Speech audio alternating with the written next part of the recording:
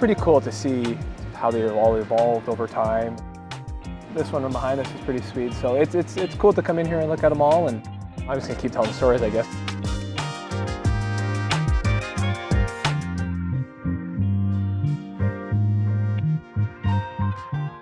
You have a young son. Your family's been able to come here and enjoy some of this. Yeah, we definitely we like to go to different things here in the city. You know, he's a big fan of the Children's Museum, and he buzzes around there.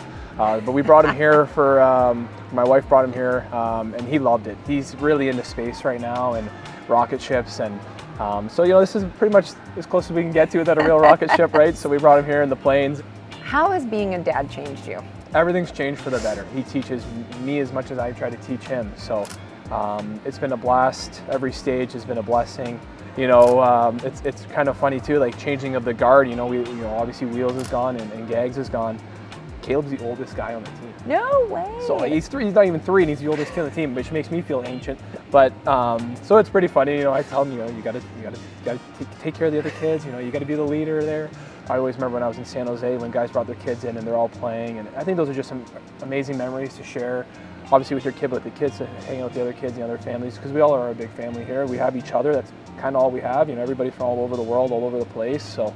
You mentioned bringing him to the rink. What is that like for you? It's amazing. It's so funny. He's got his jersey on. It says "Daddy" on the back, and he's got his mini stick, and he loves it. He's, you know, like, he loves the goalie gear. I just got his first set of pads. I don't know if that's right. I know that's what I hear, but my knees were getting sore. I had to get him a set of pads so he could start playing.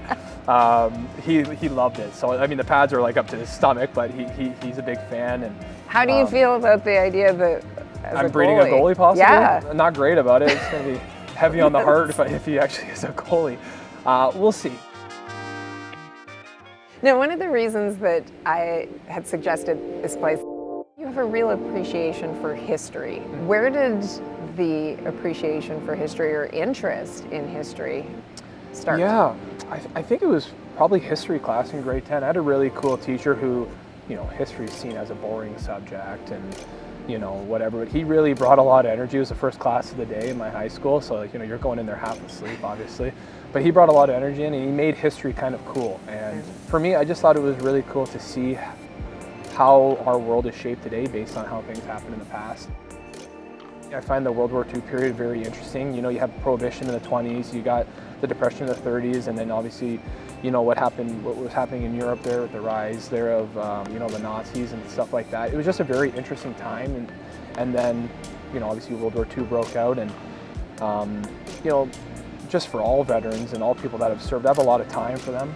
You know, a lot of the men and women, you know, the sacrifice they've had to pay for us to have the life we have, for us to be safe.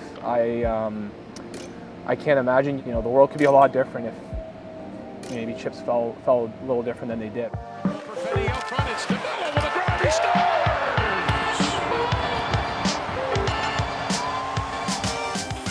You always go out onto the bench, which I see before the game where you're taping your stick.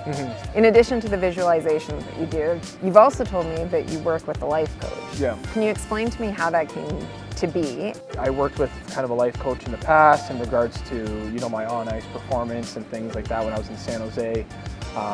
And I found a lot of value through that, but then I didn't stay with it. I was able to find a guy named David Gerber who's been helping me out a lot.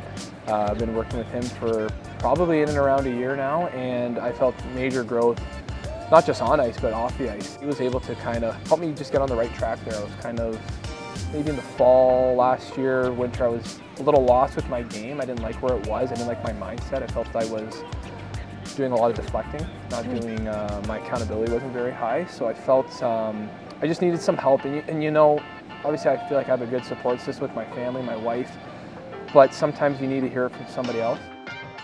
Have you always been very reflective? Has that always been your personality? No, it hasn't. I learned to appreciate the small things. You know, like I said with my son, I appreciate his outbursts. I appreciate even the games that we have that don't go well. It's like, man, you're playing the NHL. Like, life could be a whole lot worse, and it doesn't mean you're settling or, you know, whatever. You know, you're still trying to improve, you're still trying to work, but you got to enjoy the ride along the way because it goes by fast, and I'm not going to be able to do this forever, and so I'm trying to enjoy it as much as I can.